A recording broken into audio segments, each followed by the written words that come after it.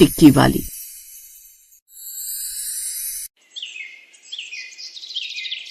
राजस्थान के बॉर्डर से लगा एक छोटा सा गांव था। इसी गांव में महेश नाम का एक लड़का रहा करता था जो आलू टिक्की का ठेला लगाया करता था। महेश रोज की तरह आज भी अपनी आलू टिक्की का ठेला लेकर वापस आ रहा था। तभी उसे रास्ते में एक लड़की बेहोश पड़ी दिखाई दी। महेश उसे देखकर अपने आप से बोला, अरे ये क्या, लगता है कोई लड़की सड़क पर बेहोश हो गई है। मुझे इसकी मदद करनी चाहिए। वैसे भी मदद करना तो पुण्य का काम होता है। अब महेश जल्दी से अपने ठेले से थोड़ा पानी लेता है और उस लड़की के पास जाकर उस पर छिड़क देता है। वो लड़की धीरे धीरे होश में आती है और उसे होश में आता देख महेश कहता है, आप ठीक तो है ना मैडम जी? आप इस तरह सड़क पर बेहोश कैसे हुए?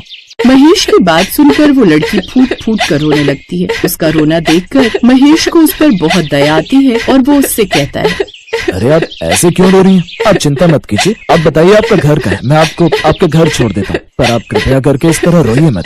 बस इसीलिए तो रो रही हूँ। मुझे तो समझ नहीं आता कहाँ जाऊँ मैं।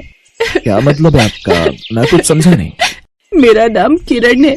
मेरी माँ का बचपन में ही देहांत हो गया था। पिताजी ने दूसरी शादी कर ली और मैं अपनी सौतेली माँ के साथ रहने लगी। उसने मुझे बहुत परेशान किया, लेकिन तब भी मैं सब्र करती रही। पर कुछ दिनों पहले मेरे पिताजी की मृत्यु हो गई और अब सौतेली माँ ने मुझे घर से निकाल दिया। समझ नहीं आता कि मैं कहाँ जाऊँ। वापस घर जा नहीं सकती। अगर गई तो न जाने मेरी सौतेली माँ मेरे साथ क्या करेगी। किरण की बात सुनकर महेश को उस पर बहुत दया आती है। तभी वो थोड़ी देर सोचकर किरण से कहता है, अरे अरे इस तरह मत रोइए। मेरा घर पास में है, मैं अकेला रहता हूँ। तुम मेरे घर चलो, वहाँ तुम्हें कोई दिक्कत नहीं होगी और तुम्हें जब तक उस घर में रहना तुम रह सकती हो। लेकिन एक लड़की का इस हाल में किसी के घर रहना सही है क्या? नहीं ना। लेकिन ये इस तरह रोड पर भटकना भी तो सही नहीं है। माना कि मैं एक लड़का हूँ और मेरे घर में कोई नहीं रहता, पर इसका मतलब ये नहीं कि मैं आपके साथ कुछ गलत करूंगा। अरे मैं बहुत ही नेक इंसान हूँ। आपको जब तक वहाँ रहना है आप रहिए, बजाय यहाँ रहने के। महेश की बात बिल्कुल ठीक थी, क्योंकि किरण के पास कोई घर नहीं था और महेश उसे रहने के लिए जगह दे रहा था। इसलिए वो उसके घर जाने के लिए तैयार हो जाती है और इस तरह किरण महेश के घर आ जाती है। अगले दिन सुबह महेश फिर से अपनी आलू टिक्की का ठेला लेकर बाजार जाता है, तो वही किरण घर पर ही रहकर घर की साफ सफाई करती है और खाना भी बनाती है। शाम को जब महेश घर आता है तो वो काफी परेशान होता है। ये देखकर किरण उससे पूछती है, आप बहुत परेशान दिखाई दे रहे हैं। प्लीज मुझे बताइए ना कि आखिर बात क्या है। अगर मुझे आप अपनी परेशानी बताएंगे तो आपका मन हल्का हो जाएगा। दरअसल मैं कई सालों से आलू टिक्की का ठेला लगाता हूँ और इसी से अपने घर का खर्च चलाता हूँ। लेकिन पिछले कुछ दिनों पहले शहर से एक आलू टिक्की वाला आया है। लोगों को उसकी आलू टिक्की इतनी पसंद आ रही है कि मेरी आलू टिक्की कोई खरीदने को तैयार ही नहीं है। अच्छा, तो ये है आपकी परेशानी का कारण। कोई बात नहीं, कल से मैं भी आपके साथ आपके ठेले पर आलू टिक्की बनवाऊंगी। फिर देखिएगा आपकी आलू की टिक्की कितनी बिकेगी। अच्छा, तो इसका मतलब है कि तुम्हें आलू टिक्की बनाना आता है?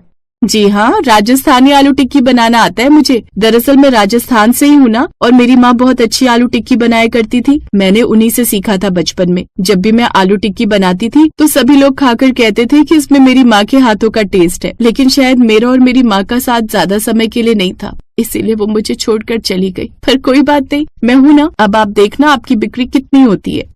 ये सुनकर महेश बहुत खुश हो जाता है। अगले दिन किरण महेश के साथ बाजार जाती है और उसके ठेले पर आलू टिक्की का मसाला बनाती है। फिर उसे आलू में मिलाती है और महेश उन आलू टिक्कियों को तलता है। राजस्थानी आलू टिक्की की खुशबू दूर दूर तक फैल रही थी। तभी वहाँ दो लड़के आए और बोले, अरे वाह महेश भैया, आज तो आपके आलू टिक्की की खुशबू दूर दूर तक फैल रही है। लगता है आज आपने कोई स्पेशल मसाला डाला है आलू टिक्की में।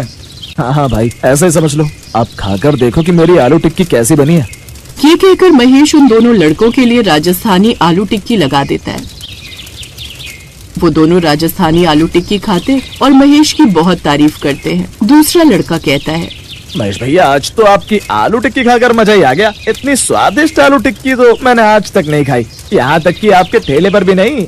ये सुनकर महेश बहुत खुश हो जाता है और किरण की तरफ देखता है। किरण भी उसे देखकर मुस्कुरा देती है। तभी वहाँ राजस्थानी आलू टिक्की की खुशबू सुनकर कुछ और लोग आ जाते हैं और वो भी महेश से आलू टिक्की लगाने के लिए कहते हैं। महेश जल्दी जल्दी सबके लिए आलू टिक्की लगाता है। सभी लोग आलू टिक्की खाते हैं और महेश की बहुत तारीफ करते हैं। महेश के ठेले के सामने ही विनोद का भी ठेला था, जिसके बारे में विनोद ने किरण को बताया था। विनोद को ये सब देखकर बहुत बुरा लग रहा था, लेकिन वो कर ही क्या सकता था। ऐसे ही कुछ दिन बीत जाते हैं। फिर एक दिन महेश किरण से कहता है, किरण, अब हमारी राजस्थानी आलू टिक्की बहुत अच्छी बिकने लगी है और हमारे पास काफी पैसा भी जमा हो गया है और ये सब सिर्फ तुम्हारी वजह से हो पाया है। हाँ महेश, मुझे इस बात की बहुत खुशी है, लेकिन इसमें तुम्हारी मेहनत भी बराबर की भागीदार है। किरण, मुझे तुमसे एक बात कहनी है, अगर तुम बुरा ना मानो तो। हाँ हाँ, कहो ना महेश। किरण, मुझे तुम बहुत पसंद हो, अगर तुम्हें ठीक लगता है तो हम कल मंदिर में शादी कर लें।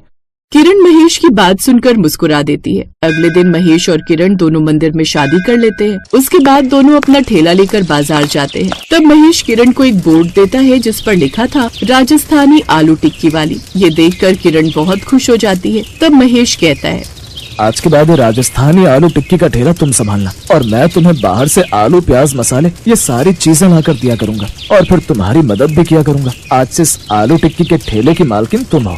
किरण महेश की बात सुनकर मुस्कुरा देती है और अब ऐसा ही होता। महेश बाजार से आलू मसाले सारी चीजें लाता और किरण राजस्थानी आलू टिक्की बनाकर बेचती। फिर महेश जब खाली रहता तो किरण की मदद भी किया करता। धीरे धीरे किरण का राजस्थानी आलू टिक्की का ठेला इतना मशहूर हुआ कि विनोद को अपना ठेला बंद करना पड़ा। एक दिन विनोद किरण के पास आया और बोला, दीदी, आपने तो मेरा आलू टिक्की का ठेला ही बंद करवा दिया। अब कम से कम मुझे अपने पास काम पर ही रख लो ताकि मेरा खर्चा भी निकल सके। विनोद की बात सुनकर महेश और किरण दोनों हंस पड़े और किरण बोली, ठीक है विनोद भैया, अभी से काम पर लग जाइए। और इस तरह दोनों खुशी खुशी अपना जीवन गुजारने लगते हैं।